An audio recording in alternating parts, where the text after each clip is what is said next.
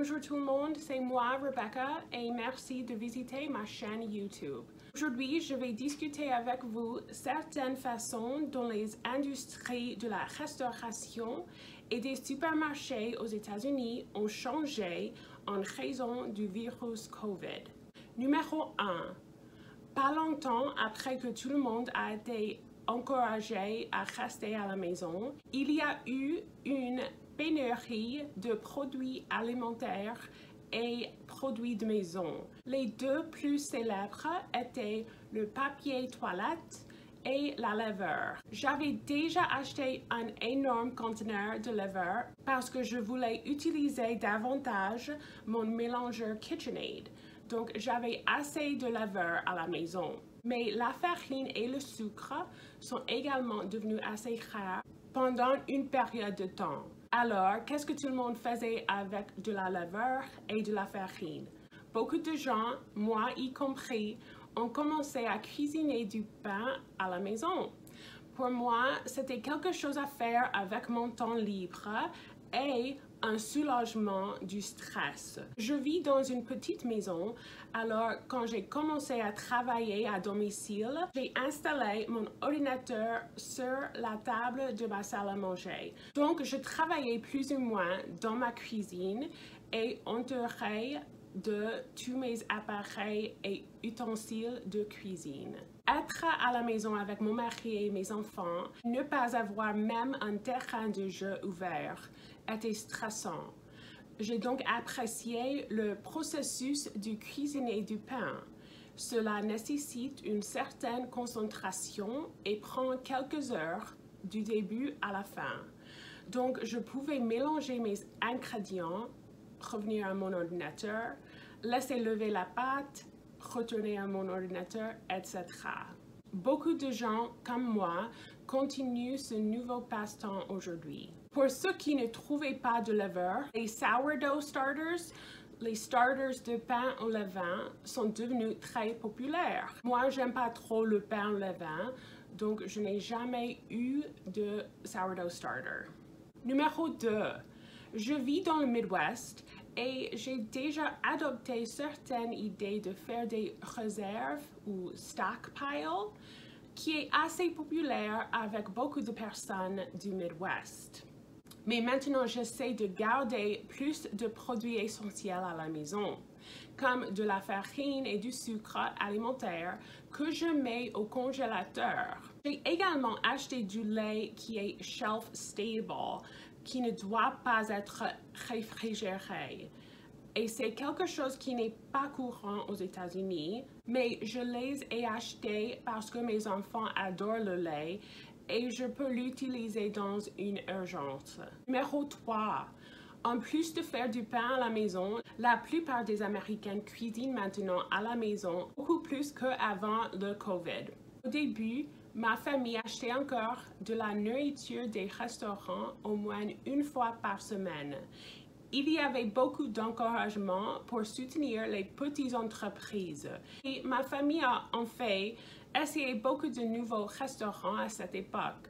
Nous achetions take-out et nous mangions à la maison. Par conséquent, les gens sont devenus très à l'aise de manger à la maison, que ce soit des plats cuisinés à la maison ou au restaurant. Et beaucoup de gens sont ravis de revenir et de socialiser dans les restaurants maintenant. Numéro 4. Je pense qu'une chose qui a probablement souffert, c'est la culture des pourboires pour les serveurs, ce qui n'est pas aussi courant lorsqu'on prend à emporter par rapport que lorsqu'on mange dans un restaurant. Aux États-Unis, les serveurs sont payés en dessous du SMIC, minimum wage, parce qu'on suppose qu'ils gagneront assez d'argent sur les pourboires pour les amener au-dessus du salaire minimum. Maintenant que les restaurants s'ouvrent, je pense que les gens mangent encore beaucoup à la maison, donc il y a moins de serveurs qui travaillent maintenant. Les restaurants divers font des choses différemment. Certains bloquent de grandes sections du restaurant, n'ayant donc pas autant de clients. Certaines d'autres sont pleines, mais on met beaucoup de cloisons en plexiglas plexiglass partitions, mais en général, il y a moins de personnes qui travaillent dans l'industrie de la restauration. Numéro 5. De plus, le gouvernement américain a adopté de nombreuses allocations supplémentaires de chômage. Donc, en ce moment, presque tous les restaurants et toutes les entreprises essaient d'embaucher plus d'employés. Il n'était pas aussi nécessaire pour les personnes qui ont perdu leur emploi au début du COVID de reprendre le travail. Il existe donc de nombreuses incitations monétaires, notamment des salaires élevés et des primes de signature ou signing bonus. Numéro 6. Un résultat négatif de la fermeture des restaurants est que l'alcoolisme a augmenté aux États-Unis. Cela a même atteint un point tel que mon travail a envoyé des emails avertissant les gens de ce problème croissant. Les gens étaient stressés à cause de la perte de l'emploi, des familles à la maison, l'école virtuelle pour les enfants, etc. Et depuis que les restaurants étaient fermés, les gens achetaient plus d'alcool pour boire à la maison. Cela signifiait que les personnes stressées avaient de l'alcool à leur disposition toute la journée. Donc, non seulement la consommation augmentait en général, mais la consommation quotidienne et la day drinking pouvaient pendant la journée à augmenter. Numéro 7.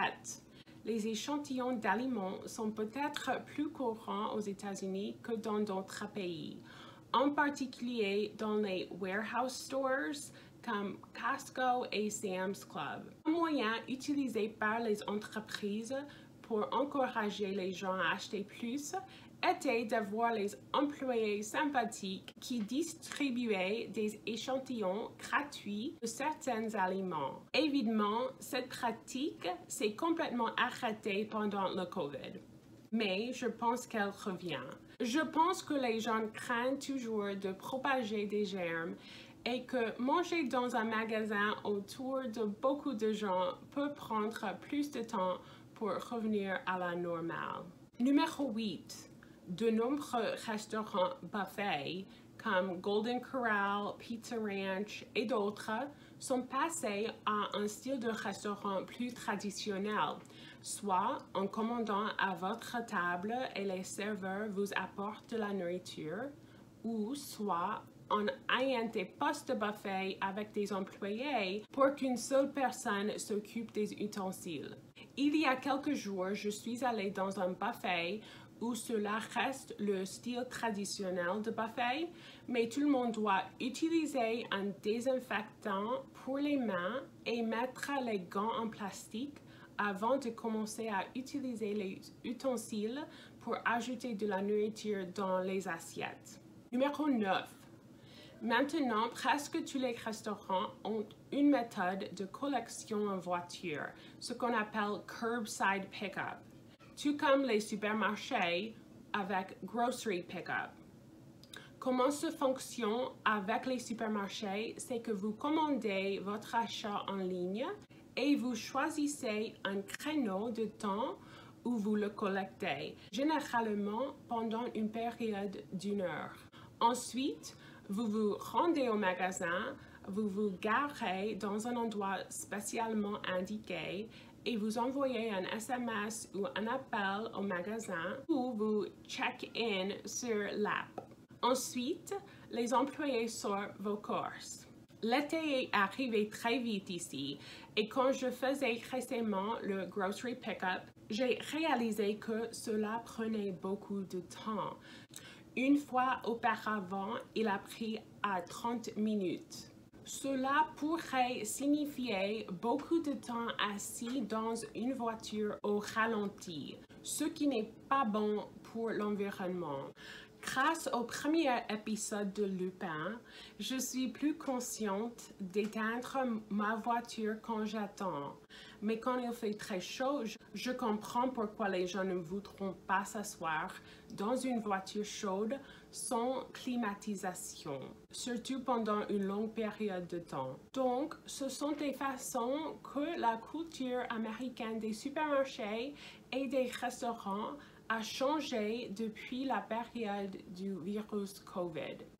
Si je peux penser à plus, je pourrais faire une autre vidéo ou discuter dans les commentaires. S'il vous plaît, dites-moi si vous avez vu des choses similaires où vous vivez. Si vous avez aimé cette vidéo, n'oubliez pas de donner le thumbs up, abonnez-vous à la chaîne et faites sonner la cloche. Merci beaucoup et à la prochaine. Dis bonjour. Hi! Nicolas, say bonjour. Bonjour! Lily, say bonjour. Tata. Bonjour. Ah! Say bonjour. Bonjour!